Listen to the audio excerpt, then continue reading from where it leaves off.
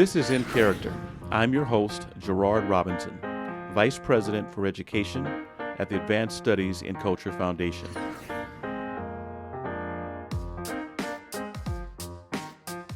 Today, I'm joined by someone who was a part of a larger group conversation focused on teacher preparation. And because of some of the things that Stacey said during our conversation, I extended an invitation to her to come back and do a one-on-one. She was kind enough to carve out some time for us. And so, Stacey, welcome to In Character. Thank you. Glad to be here. So you were part of our teacher prep conversation. There were several things that really sparked my interest about you as an educator. Number one, you were actually attracted to the education profession after having worked in a different career. So you were a career switcher. Talk to us about that. Well, I had a baby, and before I had this baby, there's just something about the process. You look at life differently. My husband and I, we've been married for about 5 years, and we moved back home. And after knowing that I was going to have a child, I was really looking for his purpose in my career. One thing about being a mother, you start really thinking less of yourself and more about the baby. And I started doing the same thing as it related to every aspect of my life. So I wanted to, Lord, what is it that you put me on this earth for in my career? As a broadcaster, it was all about me, all about my hair, my voice, my delivery, pronouncing things correctly, the look, the clothes. And to be a good broadcaster, you need to look good and sound good. So I believe all of those things were okay. But again, just that in retrospect, I was I wanted to look beyond myself, and teaching was, I believe, my calling. And I've been in not the classroom, but in education for 22 years. And your transition from broadcasting to education, you had to go through alternative certification. Right. Most people who are watching this or listening to this may not be aware of just how, in fact, popular alternative certification is. Talk to us about how you learned it and then the process of going through it. Well, because it was a calling for me, I went looking for it. There was no one asking me to teach. So while I was going to a story, and I was doing research on how I would actually go through the process. It was 1998. I didn't know anything about education. And upon, again, having my first child, she was 10 weeks old. I got my first classroom, and I still didn't know anything about teaching. So I know that alternate certification served a purpose in helping to eliminate some of the strain from teachers leaving the profession, whether retirement, teachers retiring at a high rate, or just teachers leaving the profession. In hindsight, I know that that's what alternate certification was, but there was no one out there saying, "Hey, let me come and teach," or "Hey, let me help you in this process," even though you did not go the traditional route.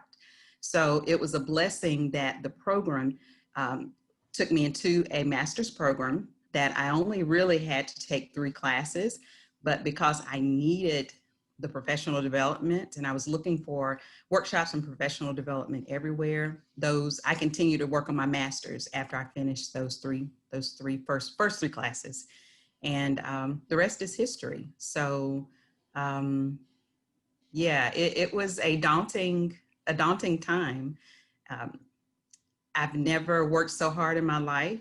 Even as broadcasters, there are certain things that you work really hard on your craft, but teaching and really getting a command of human behavior and not having a backdrop of training, that was difficult.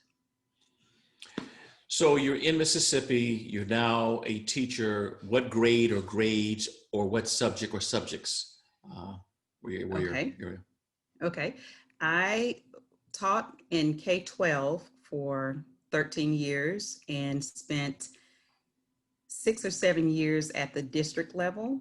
And after being named Teacher of the Year, that was my exit into a district level position, just because I was out of the classroom so much.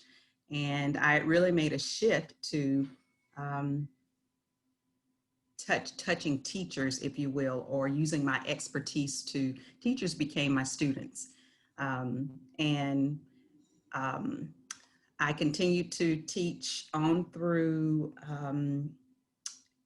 a master's program. I worked on my PhD through the Teacher of the Year program. And like I said, it's been 22 years. So backtracking, I have difficulty sometimes. And I left the classroom to facilitate a grant at the Mississippi Department of Education, which again was a totally different turn that taught me the policy side of teacher leadership and teacher prep, if you will. And now I teach at Belhaven University. That grant ended after 3 years, and now I'm working with teachers who are pursuing national board certification. And I've mentored teachers for over 10, 15 years who are going through the process. And now they're actually in a class in which I'm able to share with them and facilitate that process. So I happen to know Peggy Brookins, who's president of the organization you just mentioned, and she talks a great deal about the importance of national board certification. Tell our audience what it is, why it's important, and particularly what it means for Mississippi. Well, national board certification is a voluntary certification, advanced certification for teachers, and it's a process by which teachers learn, in essence, what teaching is, what good teaching looks like, and what an accomplished teacher looks like. And after receiving that certification, in most states, teachers can teach anywhere.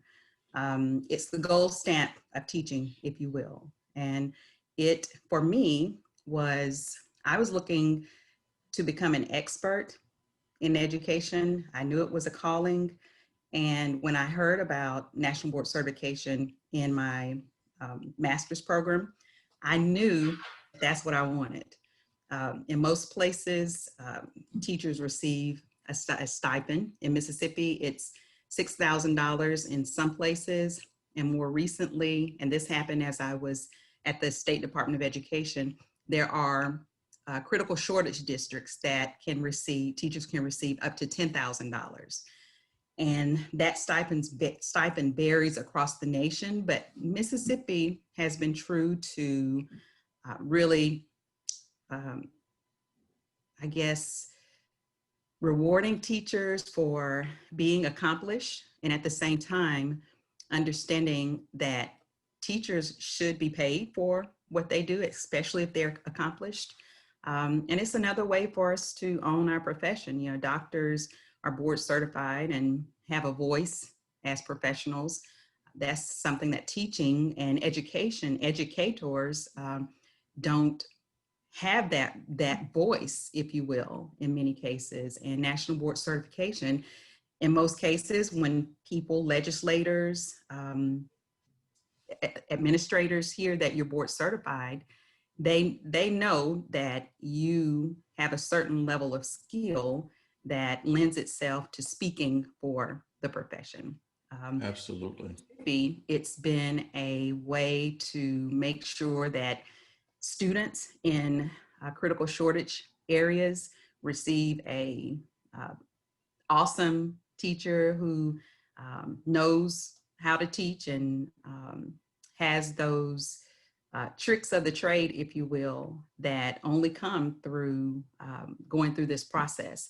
I think there's sometimes I never want to say, if you don't go through the national board certification process, you're not good, because I mean, you can teach and learn just through experience, especially if you're a researcher and you are using best practices and you are using standards. You can become a good teacher, but there's because of the national standards and the rigor of that process, it sets one teacher apart from the other just because you've gone through this training. I never say one is better than the other because I don't believe that, but I do believe as it relates to the training, board certification does set that teacher that's gone through the process apart from all other teachers. So you mentioned 2010 Teacher of the Year. Many people in Mississippi may not have a chance to meet you personally. Many people across the country, in fact, may have never met their state Teacher of the Year. So walk us from the process of when someone said we're going to recommend you or nominate you, or maybe you nominated yourself, to when you heard your name announced. What was that like? Well, I did not know that I was going to be selected until the principal and the superintendent and my family.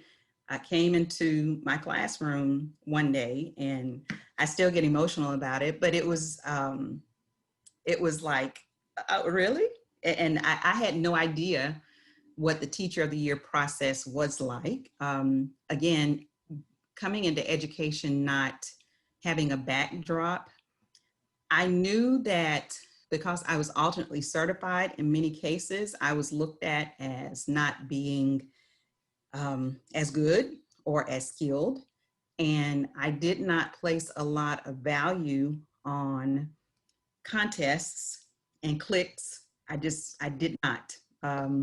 So when I was selected and I was 10 years into teaching, I was really humbled, and I had poured so much into learning to be the best teacher that I could be and working to help other teachers that it was just really amazing. And you go through this process where you feel you're not the best teacher. There's no such thing as the best teacher.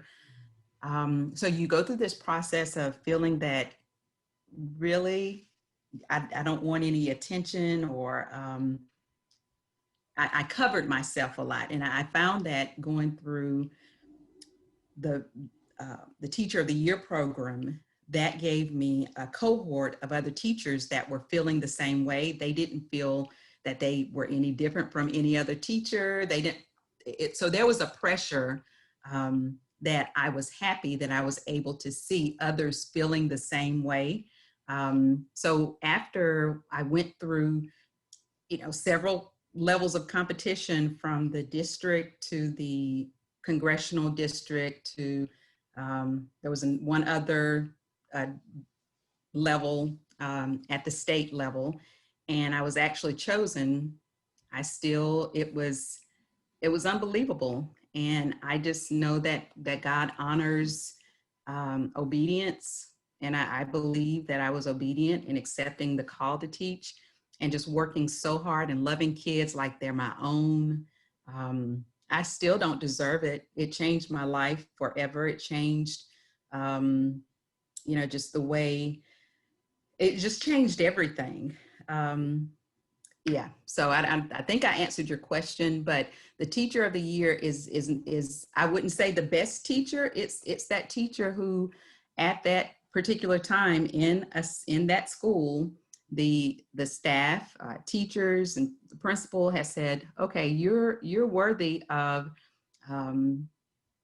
using your voice to represent other teachers. It truly is a service, because after the year of honor, it's years of service, which most teachers or most educators don't really know. So we're traveling across the country for a year with 55 other teachers of the year, and workshopping and learning how to harness the internet, and learn to use our voice as teachers. And following that year of honor, we're serving on policy committees, serving in lending our voices to help bring awareness to the issues and the needs in education.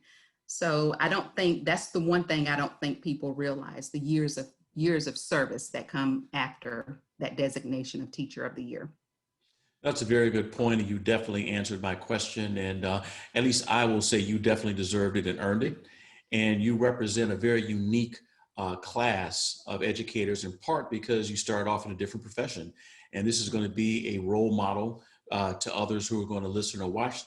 Many of them say, I'd love to teach, I just didn't know how. And so you've provided a spark for that. I do believe that education is a calling. And so I think we're kindred spirits on that part. But you made a really good point about you're a teacher of the year for 1 year, but it's a lifelong of service or a lifelong service commitment that we make to education. And now you're doing it, preparing the next generation of teachers. And so those of you who want to know Stacey's wonderful remarks, you should listen and watch the group event, which we made available at a different date. Stacey, thank you so much for sharing time with me at In Character to talk about you, the profession, but most importantly, the role that you're, the impact that you're making on students in Mississippi, and I would say people across the country who have a chance to hear your voice. Thank you so much for the opportunity. I appreciate it. Thank you.